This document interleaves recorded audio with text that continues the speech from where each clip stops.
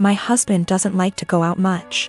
It's not something that I've ever faulted him for or been mad at him about.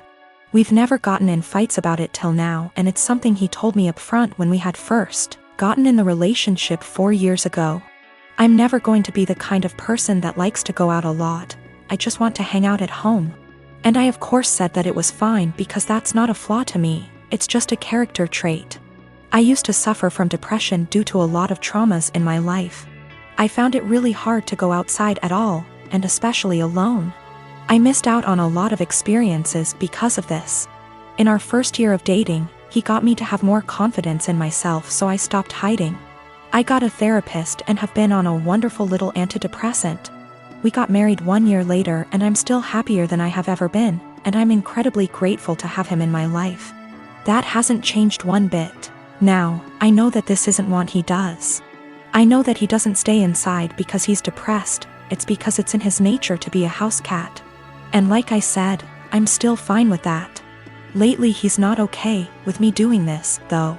If I ask him if he wants to see a movie with me and he said no, or the more common, I don't know, maybe, I'll usually ask him 2 more times, and then if he still says no, or maybe I'll go by myself. It's the same with going out to dinner, taking little classes, etc. We had fun with this at first. I would come home from doing the thing and then I would excitedly tell him what I'd done and the people I'd met. He'd happily listen and hug me and kiss me on the forehead. It was a really beautiful thing. At one point we called it My Little Adventures, and I would take Polaroid pictures and show them to him and then hang them on the kitchen wall. It was a seriously beautiful point in our relationship, and the times that we would go out and take Polaroids together were some of the happiest times in my life. I even made it a point to have us go to things that he liked to do. It was great. It was seriously so great. About 2 years ago I asked him, "Hey, I've been really passionate about learning a language and eventually going to this language's place of origin. Do you want to study it with me and then go there too?" And he said no to the language, but maybe to going with me. Cut to now, and I'm pretty good at this language.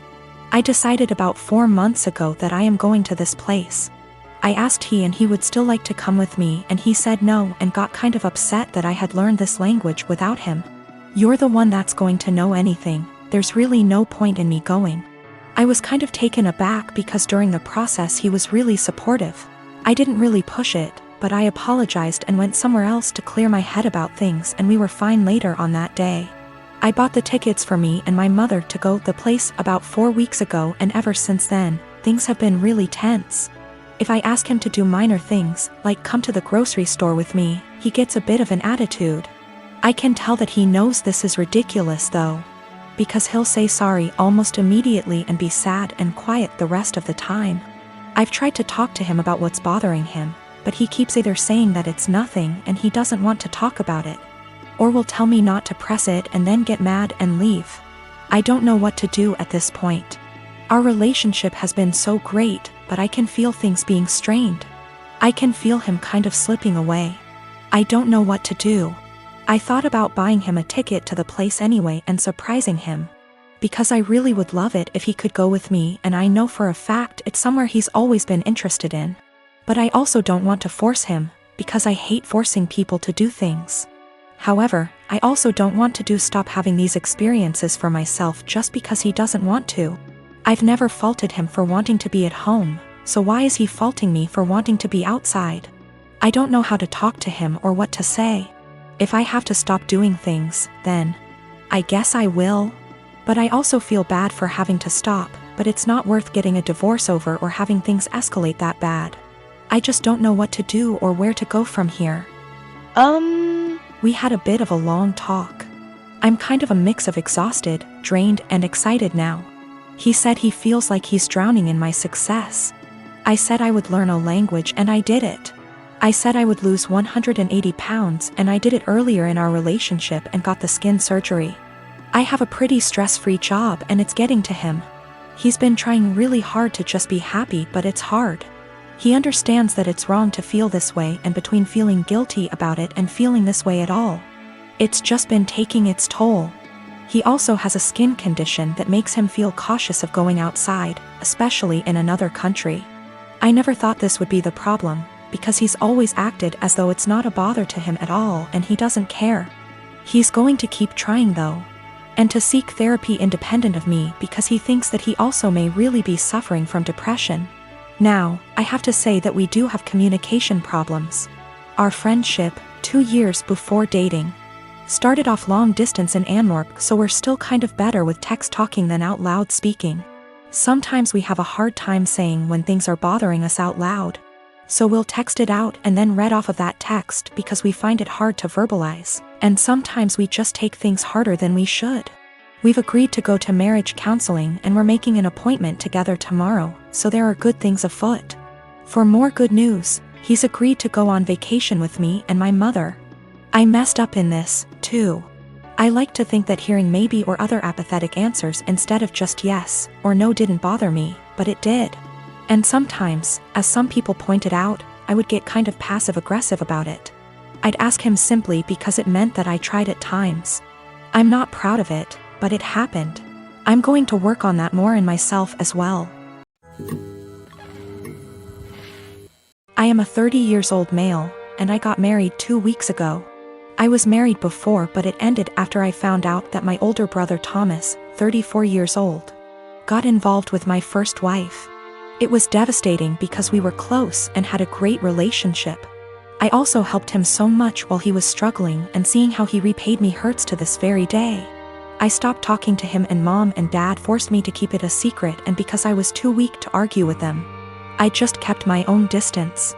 Then I met my now wife. My family loved and embraced her as their own. Mom and Dad treat her like a queen, which helped repair and solidified my relationship with them. However, as the wedding was approaching, they told me they expected me to invite Thomas. I of course refused, but they kept guilting me about what the relatives and other guests would think and say when they don't see Thomas there. I fought with them about it till the day of the wedding. Turned out they'd invited him behind my back, but I found out and stopped them in time. They came to the wedding looking pissed, asking what we were going to tell people when they ask about Thomas. I told them I'd take care of it.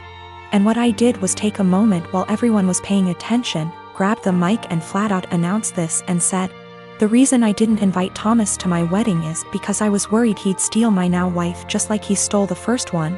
I said it playfully to not make it sound so tense, but most of the guests looked shocked and started mumbling. Then it went awkwardly quiet for a moment. Then we moved on, but I saw Mom and Dad walk out while looking at me grudgingly. Later they started lashing out about how I just exposed Thomas and caused him to be shunned by the family in the most hideous of ways. I told them that I already said I didn't want him there, yet they tried to push him on me repeatedly, saying, "What are people going to say?" So I told them the reason why he wasn't there in a playful way, but they, the guests, still got the message. Mom started yelling about how everyone will now look down on and shun Thomas. She called me pathetic and cruel for still punishing him and gradually ruining his life despite him apologizing and trying to reconcile, but in my opinion, some things are just unforgivable. We've been on horrible terms since then. My wife said at least now they're off my back about what people would say about not inviting him. I am a gemologist. I spend my days in the lab testing and identifying stones. From the nature of my work, I also have a large and valuable collection of jewelry, but also gem specimens that I keep in a safe I specifically bought and had installed to keep them safe. I also have a second smaller safe for keeping important documents like passports. I own my home, and my boyfriend of 2 years recently moved in as he was renting before. I gave him the code to the smaller safe so he could put valuables in it, but he also wants the code for my gem safe. Not to put anything in it, but he says because we are living together now I should trust him and give him the code.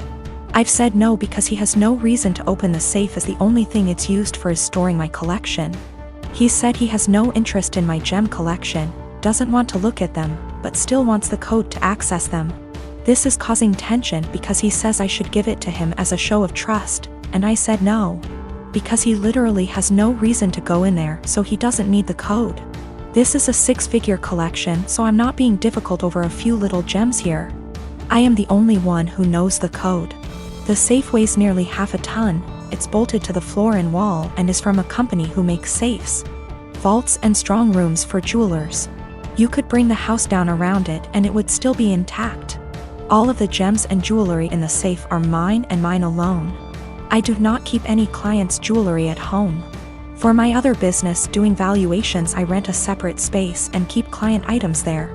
I will give an update once things have panned out.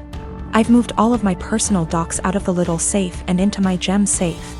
I told him he isn't getting the code and I will die on this hill. He has no reason to have it, and his continued lack of respect by the pushing of my boundaries wasn't okay. I felt like he was trying to manipulate me by making it about trust.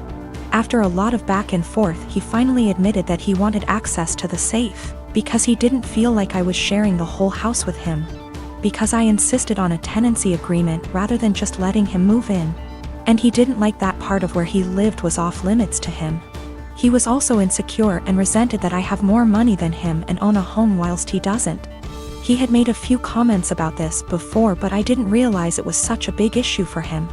He also said that by keeping him out of the safe made him feel like I thought he was lesser than me, and that it made him feel like I was treating him like a child.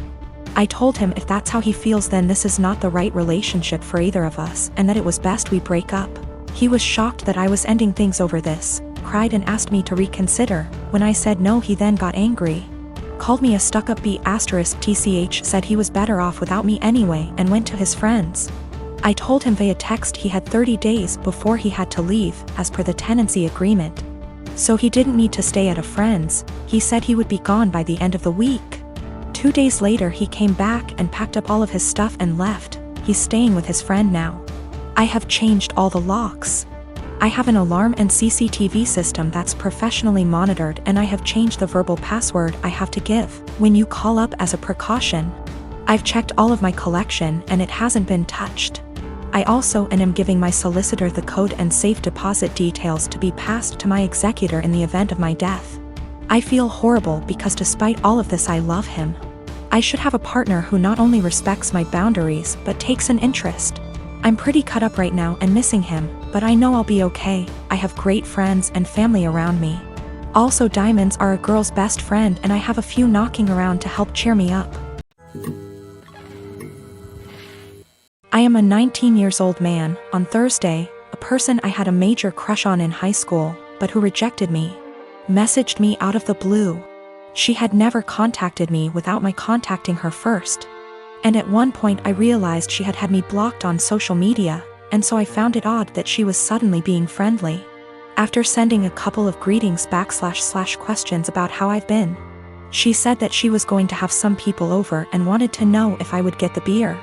The drinking age where we are is 19, and she and the people who were going to chill were all 18. The liquor stores in my area all card. I thought it was silly that my being a month older meant I could buy liquor and they couldn't, and so I said I would love to go. She said, "Thanks, I'll pick you up at 7. 7 o'clock rolled around, and she texted me to say she was in front of my house. I went out dressed and ready to chill with some people, and she drove me to the liquor store. When we got there, I asked what beer she wanted me to get, and she told me to get Budweiser. I hid my disappointment as well as I could, but it was her party, so I went in and bought 2 cases of 24. I got back in the car and said, "Let's party," and she was eerily quiet. I noticed that she wasn't driving towards her neighborhood, but rather back towards mine. I thought she had moved or something, but didn't want to press the issue. When she turned down my street, I finally figured it out. She was being purposefully vague about the invitation because she wanted me to get the beer. But she wanted a way out when she told me I wasn't actually invited in the first place. She stopped in front of my house, leaned over, kissed me on the cheek, and said, "Thanks," in her best voice. I deadpanned her and asked when she was going to tell me I wasn't invited. She feigned surprise and said that she never intended to invite me in the first place. I sat in silence for a long, awkward minute, picked up the beer, and walked towards my front door. She got out of her car and frantically tried to re-invite me to the party, but I told her that what she did was the most humiliating thing that ever happened to me. I opened my front door, slammed it a bit too hard, and came back to my room.